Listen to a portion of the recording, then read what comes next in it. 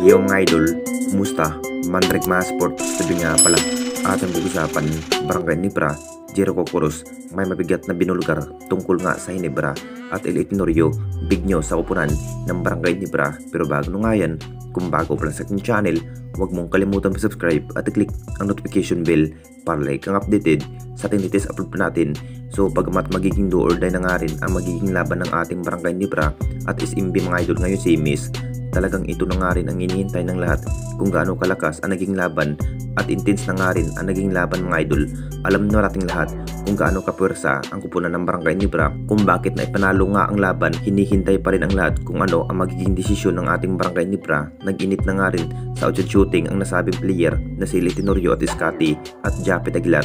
Pero kung titignan nating lahat, kung hindi lang kinapos sa time limit ang kupunan ng SMB, may pag-asa pa sana na matalo ang kupunan ng Barangay Nibra. Naging impact na nga rin sa bawat outshot shooting ang nasabing player, kung saan binungat nga ang kupunan ng Barangay Nibra. May inamin na nga rin si Jericho Cruz mga idol sa kupunan ng Barangay Nibra. Kayang-kaya sana talunin ang kupunan ng Barangay Nibra, hindi lang kinapos sa time limit ang Jing Kings. May pag-asa pa sana na manalo ang kupunan ng SMB dahil kay El Itinorio at Iscati. Talagang dito na nga rin bumigay pa ang naging hustle play ang nasabing player.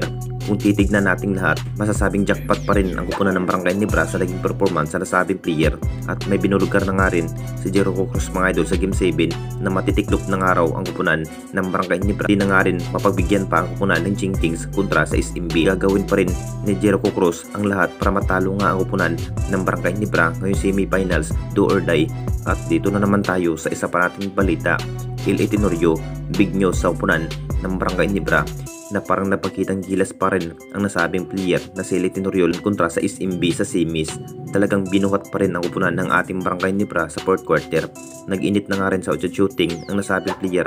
Kahit may edad na nga rin ang nasabing player mga idol, ipinakita pa rin ang nasabing player na mas kayang bubuhatin sa bawat laro ang Barangay Nibra. Jackpot na naman ang kupunan ng Barangay Nibra at kumpiyansa pa rin na mas kayang makuha ang ating Barangay Nibra ang kampyonato ngayong season. Pagsisikapan pa rin at teamwork ang mas kinakailangan dapat gawin para matumba nga ang kupunan ng SMB. Alam na nating lahat mga idol kung ano ang magiging kayang gawin ni El Itinorio sa loob ng basketball court. Pinatunayan pa rin na mas kayang bubuhatin ang Jing Kings sa naging laban at makuha nga ang malaking hinahangad na tagumpay sa ating liga. Bukas na nga rin ang magiging magaganap na Game 7 mga idol kung sino na nga ba ang mas karapat dapat na makakapasok patungong finals. Ang kupunan ng Barangay Nibra na nga ba o ang kupunan ng SMB? Lakas pa rin sa defense ang kupunan ng SMB dahil sakaling matalo pa rin ang Jing Kings mga idol, ang SMB na nga magwawagi sa semis.